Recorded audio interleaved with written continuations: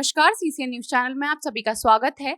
जैसा कि हम सभी को पता है कि अभी भी 38वें राष्ट्रीय खेल जो हैं वो चल रहे हैं और बागेश्वर के प्रतिभागियों द्वारा इन राष्ट्रीय खेलों में बहुत अच्छा प्रदर्शन किया गया है। इसी बीच हमारे साथ हैं महेंद्र परिहार और विशाखा शाह, जिन्होंने ताइक्वांडो प्रतियोगिता में रजत पदक हासिल कर उत्तराखंड का और बागेश्वर का नाम बहुत ऊंचाइयों पर पहुंचा दिया है। पहले तो आप दोनों का बहुत-बहुत स्वागत है। Thank you sir. पहला सवाल तो महेंद्र जी आपसे रहेगा कि पहले तो आप अपने बारे में बताइए कि आप कहाँ के रहने वाले हैं और आपकी स्कूलिंग वगैरह कहाँ से हुई? थोड़ी बहुत जानकारी अपने बारे में दर्शकों को दीजिए। मेरा नाम महेंद्र परिहार है। वैसे तो मेरा गांव उडल गांव है, लेकिन जब छोटा था तो तब बागेश्वर आ गया था। मैंने महर्षि से 10th और 12th कर रखा है। मैं 2008 में मेरी शायद 8 में मेरी 10th हो गई थी। विशाखा जी आप अपने बारे में बताइए, आप कहाँ की रहने वाली हैं और अभी आप क्या कर रही हैं और कहाँ से आपने अपनी स्कूली शिक्षा की? मैं बागेश्वर की रहने वाली हूँ। मैं बागनाथ प्रिंटिंग प्रेस है उधर पे स्टेशन के वहाँ पे रहती हूँ। तो मेरी स्कूलिंग जो है 10th तक मैंने शिशु मंदिर 84 से पढ़ा हुआ है और 11th 12th जो है मैंने विवेकानंद विद्या मंदिर से मंडलसेरा से किया हुआ है। और तो अभी मेरा करंट जो चल रहा है ग्रेजुएशन मेरा अभी हाल ही में कंप्लीट हुआ है। तो स्कूलिंग अच्छी है मेरी। तो आप कैसे मैनेज करती हैं? आप पढ़ती भी हैं, प्रैक्टिस भी आप लोग को करनी पड़ती है, प्रतियोगिता यानी प्रतियोगिताएं में भी आप भाग लेती हैं, तो आप ये सब कैसे मैनेज करती हैं? सब माइंड का है कि आप क्या सोच रहे हो कि कैसे आपको मैनेज करना है टाइम। फिर या तो एक टाइम आप गेम को दे दो, एक टाइम आप स्टडी को दे दो। तो मेरा रहता है कि कभी शाम इवनिंग शेड्यूल के हिसाब से रहता है। मॉर्निंग में ट्रेनिंग है तो मॉर्निंग कर लो, फिर उसके बाद थोड़ा सा रेस्ट करने के बाद थोड़ा सा स्टडी कर लो। फिर इवनिंग में फिर से वही शेड्यूल रहता है, फिर थोड़ा सा रेस्ट, फिर पढ़ाई। तो मैनेज हो जाता है अच्छे से। महेंद्र जी हम आपसे पूछना चाहेंगे कि कब से आपको इस खेल के प्रति रुचि जगी और कब से आप खेल रहे हैं? मैं 1999 से स्टार्ट किया था गेम। उसी टाइम पहले तो मेरा भाई गया था पहले दिन, तो दूसरे दिन से उसने बताया कि ऐसा होता है। फिर मैं गया दूसरे दिन, धीरे धीरे करते करते इंटरेस्ट जागने लग गया था इसमें। तो विशाखा जी आपकी कोई प्रेरणा रहा है, कोई आपकी प्रेरणा रही है या आपको कैसे इस खेल के प्रति रुचि जगी और कब से आप खेल रही हैं? पहले तो जब मैंने ज्वाइन किया हुआ था वैसे ही बच्चों को देख देख के, मतलब कि होता है कि हाँ बच्चे जा रहे हैं तो थोड़ा टाइम पास करने के लिए कि चलो ज्वाइन कर लेते हैं। तो स्टार्टिंग में बहुत टाइम पास वगैरह करते थे, फन मतलब कि मस्ती वगैरह, बच्चे वैसी होता है तो मस्ती वगैरह के लिए स्टार्ट किया था। फिर टाइम पे लगा कि थोड़ा सा अच्छे उस पर आने लगा तो फिर अच्छा लगा। और प्रेरणा तो मेरे बगल में ही बैठे हुए हैं जो अपनी इतनी एज में भी अभी तक खेल रहे हैं और मेडल ला रहे हैं हमारे उत्तराखंड के लिए। तो इन्होंने हमें सपोर्ट भी बहुत किया हुआ है और ट्रेनिंग भी हम इन्हीं के साथ करते हैं। इन्होंने हमें मेंटली भी बहुत स्ट्रॉन्ग किया है कि मतलब कि कभी भी निगेटिव थॉट्स आते हैं, मतलब कि बहुत सारी चीज़ें हमारे साथ ऐसी हो जाती थी कि ट्रेनिंग टाइम पे कि हमें समझ नहीं आता तो हम इनसे शेयर करते थे दादा से। तो उन्होंने हमें बहुत सपोर्ट किया ट्रेनिंग में भी और मेंटली भी। तो प्रेरणा मेरे महेंद्र परिहार सर और गजेंद्र दादा लोग हैं, तो सीनियर में सारे दादा लोग हैं जो बहुत सपोर्ट करते हैं हमें। हमने देखा कि राष्ट्रीय खेलों में आप लोगों ने बहुत अच्छी एक उपलब्धि हासिल करी है और बहुत आप लोगों ने उत्तराखंड का नाम रोशन किया है, लेकिन इसके अलावा भी आप लोगों ने और प्रतियोगिताओं में भी प्रतिभाग किया होगा। कौन कौन सी प्रतियोगिताएं रहीं और कैसा आपका उसमें प्रदर्शन रहा? मैं जस्ट अभी सीनियर नेशनल थी, नेशनल गेम से पहले लास्ट सीनियर नेशनल थी, उधर सिल्वर था मेरा। और उससे पहले कंटिन्यूसली मेडल है मेरे सीनियर नेशनल में। और गोवा नेशनल गेम्स भी खेला था, उधर हार्ड लग रहा कि कहते हैं मैं पहली फाइट जिससे थी मैंने नेशनल में उसे हराया था। तो उससे मैं जीत ही रहा था, उसने मेरे कहते हैं पंच मार लिया था जो इलीगल होता है। मेरा हेयर लाइन फ्रैक्चर था। मुझे ये था कि रूल ये होता है कि अगर आप फाइट छोड़ते हो तो आप सेमी नहीं खेल सकते हो, तो इसलिए मैंने वो फाइट छोड़ दी। तो हार्ड लग रहा कि हार गया कि कहते हैं मैं तो गोल्ड के लिए गया था, तो मैं चाहता छोड़ देता तो ब्रॉन्ज मिल जाता लास्ट गोवा नेशनल गेम्स ही। तो कोई नहीं, अब ये हार्ड लग रहा था बस। और उससे पहले मैं इंटरनेशनल भी खेला हूँ काफ़ी कहते हैं, तो मतलब सीनियर में तो लगातार मेडल रहे हैं मेरे अभी तक कंटिन्यूसली। और विशाखा जी आप? लॉकडाउन से पहले मेरे बहुत मेडल रहे हैं स्कूल गेम्स वगैरह फेडरेशन में। तो मेरे 3 मेडल गोल्ड है और 3 सिल्वर है और 2 ब्रॉन्ज है। ऑल इंडिया यूनिवर्सिटी में मेरा 1 ब्रॉन्ज मेडल है। और आफ्टर लॉकडाउन तो बहुत हार्ड रहा है कि क्योंकि थोड़ा सा बच्चों का क्या हो गया था, लॉसेस हो गया था लॉकडाउन के, उससे तो नहीं हो पाया। और फिर करंट में मतलब 3 साल से तो मैं सीनियर स्टेट ही हार रही थी। तो मतलब कि बहुत अप्स एंड डाउन हो रहे थे। तो अभी 3 साल बाद मेरा ये करंट मेडल है अभी सीनियर में, फर्स्ट वो भी। तो अच्छा लगा कि इतने हार्ड टाइम के बाद मेरा एक मेडल आ गया। नहीं, आपकी दोनों की उपलब्धियां बहुत तारीफ़ काबिल हैं। अगर हम बात करें 38वें राष्ट्रीय खेलों की, तो किन-किन टीमों से आपका मैच हुआ और क्या-क्या आपके स्कोर्स रहे? फर्स्ट मैच तो मेरा कहते हैं एमपी से था, लड़का कहते हैं। हमारा जैसे क्या होता है गेम में होता है कि बेस्ट ऑफ 3 होता है। 3 में से जो 2 राउंड जीत गया। फर्स्ट राउंड वो जीत गया था, सेकंड राउंड में जीता, थर्ड राउंड उसके साथ मेरा चल रहा था। लास्ट के 2.97 सेकंड बचे थे, तो वो मेरे से 4 स्कोर पीछे था। 2.9 में 5 स्कोर से मैं लीड करके जीत गया। सेकंड मेरी आंध्र प्रदेश के साथ थी, उससे तो 2 राउंड में जीत गया था। थर्ड मेरी सर्विसेज के साथ फाइनल थी, तो फर्स्ट राउंड तो इजीली जीत गया था 13-1 से। और सेकंड राउंड में मैं 6-2 से आगे चला था। हार्ड लग रहा है कि कहते हैं मैं हार गया, लास्ट में बराबर हो गया था। उसके बाद सुपेरिटी होती है, जैसे फेस किक उसने मारी थी तो स्कोर तो बराबर था। उसके बाद सुपेरिटी थी कि फेस किक उसने मारी है तो उसको सुपेरिटी मिल गई। अगर शायद फेस किक ना मारी होती, बराबर भी होता, तो सुपेरिटी अगर मेरे को मिलती तो तीसरा राउंड चला जाता। तो हमने सुना आपको इंजरी भी इस दौरान हुई? फर्स्ट फाइट में हो गई थी मेरी इंजरी। फर्स्ट फाइट में फर्स्ट राउंड में हो गई थी। मैं किक मारा था, मेरा क्या हुआ, किक मार के लैंड कर रहा था, लैंड खराब हो गया था, ट्विस्ट हो गया था। तो फर्स्ट राउंड तो मैंने कहा, उस टाइम पे तो बॉडी हीट में थी, तो फर्स्ट फाइट तो पूरी इजीली निकल गई थी। मतलब कोशिश करेगी, कहते हैं दिखे ना कि अपोनेंट को कि कहते हैं मेरे को इंजरी हुई है, तो मैं कर गया था। जैसे ही बाहर आया तो एकदम स्वेलिंग बढ़ गई थी, तो मैंने कहा नहीं, कहते इतनी दूर आया हूँ तो कहते ब्रॉन्ज में तो सेटिस्फाई नहीं होऊंगा, तो मैंने फाइनल तक तो जाना ही था। तो कोशिश फर्स्ट राउंड में जब फाइनल में 13-1 था, मैंने कहा नहीं, इतनी आसानी से तो मैं भी हार नहीं मानूंगा, कोशिश तो करूंगा कि कहते करना तो है कोशिश, कहते आए हैं। तो फिर वो हार्ड लग रहा कि कहते नहीं हो पाया। नहीं तो गोल्ड आप पक्का ले आते। लड़का भी बहुत अच्छा है, लेकिन ये था कि हाँ मैं टक्कर दे सकता था। और कहते फर्स्ट राउंड में जो 13-1 का स्कोर था, शायद 13-1 का नहीं होता। नहीं, जिस प्रकार का आपके अंदर जज्बा है उससे तो हमें लगता है कि बिल्कुल गोल्ड आता। शाका जी, आप बताइए कि किससे आपका मैच हुआ और क्या आपका स्कोर रहा? फर्स्ट मैच मेरा तो नागालैंड से हुआ था। इत्तेफाक की बात ये की थी, उससे मेरी पहले ही एक बार बाउट हो चुकी है। वो भी बहुत अच्छी प्लेयर थी, तो थोड़ा सा मुझे गेम का आइडिया हो चुका था क्योंकि उससे पहले मैंने खेला हुआ था एक बार। तो उससे अच्छा स्कोर रहा मेरा। First round and second round मेरा दोनों लीड में ही था, तो एक तरफ से वन साइड गेम था मेरा।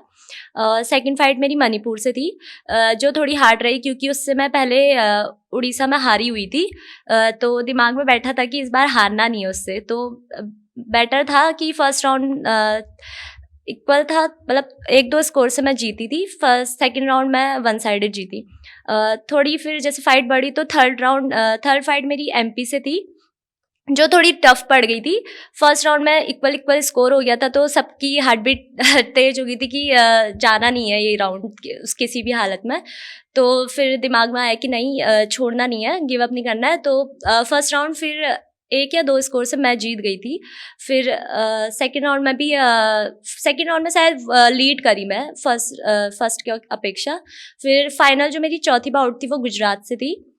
गुजरात में वो अच्छी प्लेयर है, बहुत अच्छी प्लेयर है, नो डाउट। बट थोड़ा ये था कि मैंने फर्स्ट राउंड अच्छा खेला, 4-5 का स्कोर था, तो फर्स्ट राउंड में 1 स्कोर से हार गई थी। और सेकंड राउंड थोड़ा मैंने गिव अप कर दिया और थोड़ा सा पैर में थोड़ा दिक्कत आ गई थी और थोड़ी सी हेल्थ में इशू आ गया था, तो इस वजह से थोड़ा सा गिव अप कर दिया। अगर मैंने गिव अप नहीं किया होता तो आई थिंक मैंने थोड़ा टक्कर तो दिया होता ही। तो सेकंड राउंड में थोड़ा गंदा हारी। कोई भी आदमी अगर बहुत आगे बढ़ रहा है तो उसके पीछे कोई बैक सपोर्ट उसके पास होता है। तो आप लोग इस उपलब्धि के लिए किससे श्रेय देना चाहेंगे? अभी तो जैसे मैं अपने सबसे पहले तो अपनी फैमिली को बहुत मानता हूँ, कि अपने श्रेय मानता हूँ, क्योंकि उन्होंने कभी कहते हैं मेरे ऊपर विश्वास करना छोड़ा नहीं। कहते हैं कि वो आएगा करके। तो जैसे मेरे ताऊ हैं, दरपान सिंह परियार है, उनका बहुत सपोर्ट रहता है। कहते हैं वो क्योंकि खुद गेम के लिए बहुत इंटरेस्टेड रहते हैं, तो सबसे ज़्यादा वो फैमिली तो फुल सपोर्ट करती है। कि कहते हैं ऐसा कोई इशू नहीं होता कि किसी चीज़ की कमी होती है फैमिली से।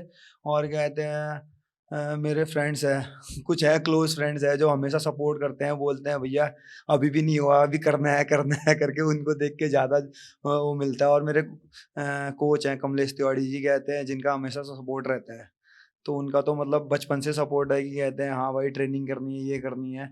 तो और यही लोग हैं जो कहते हैं गिने, मतलब कहते फैमिली फ्रेंड और कोचेस, जो सपोर्ट है, जिनका जो आए थे कोचेज कैंप करने आए थे 15 दिन के लिए, उनका भी बहुत सपोर्ट था, क्योंकि वो बचपन से जानते थे, क्योंकि वो खुद जो हमारे कोच थे सुरेंद्र भंडारी, और कहते हैं वो एशियन गेम्स ब्रॉन्ज मेडलिस्ट रहे हैं 2002 बुसान एशियन गेम्स में।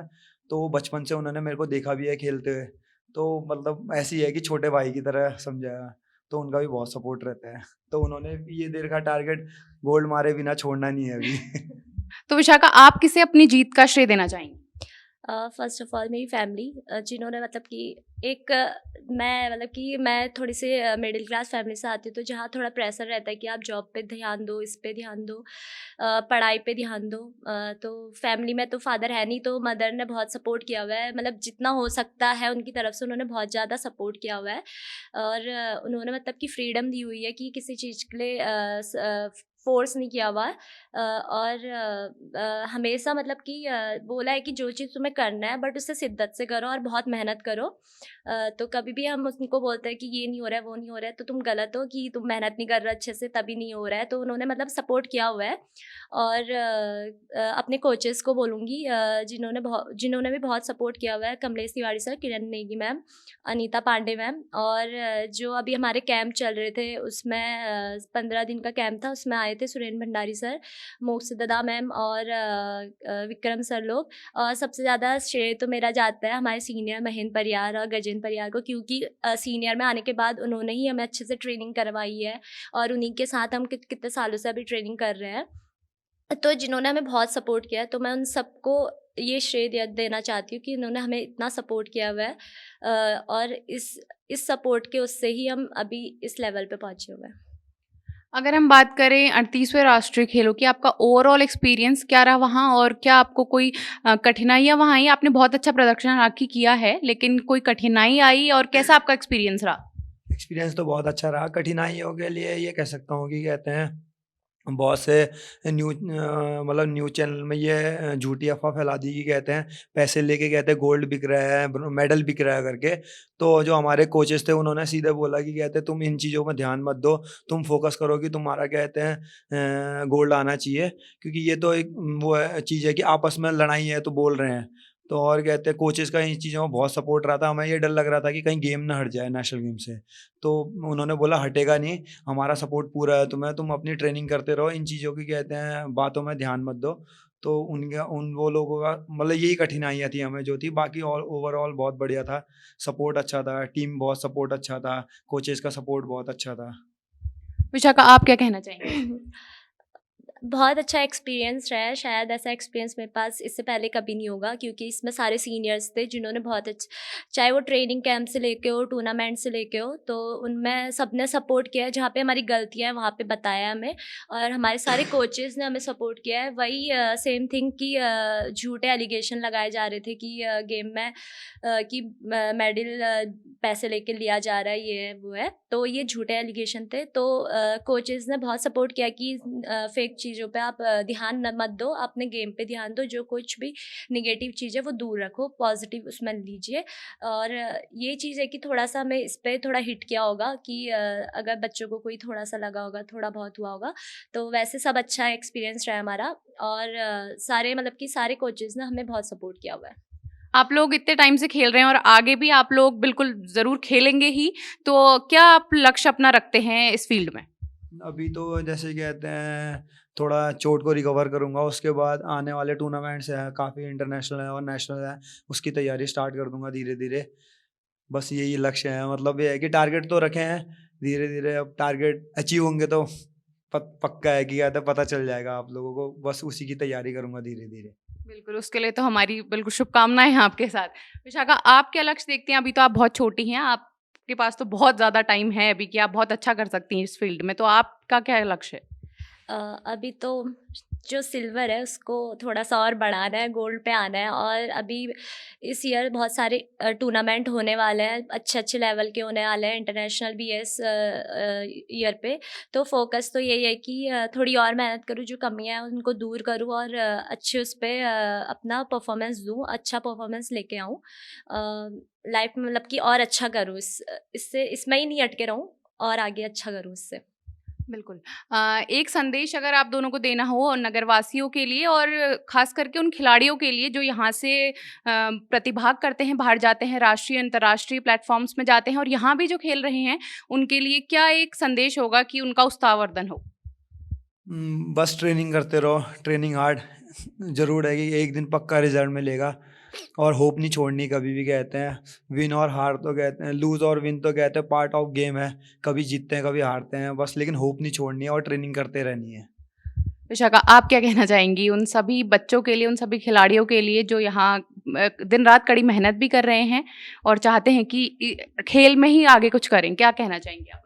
फर्स्ट ऑफ ऑल तो ये है कि बहुत से प्लेयर ऐसे होते हैं कि इनका थोड़ा माइंडसेट स्ट्रांग नहीं होता है कितने लोगों का, तो मैं कहूँगी कि माइंडसेट स्ट्रांग रखिएगा और आपके पीछे बहुत से लोग निगेटिव चीज़ बोलते हैं, उनको नज़रअंदाज करिए और अपने को पॉजिटिव रखिए। चाहे आप कितने भी निगेटिव हैं, उसको अपने आप पे हावी मत होने दीजिए, उसको पॉजिटिव वे में लीजिए और जिस भी फील्ड में आप जाना चाहते हैं, अच्छा करना चाहते हैं, स्टे कंसिस्टेंस और डिसिप्लिन में रहिए बस।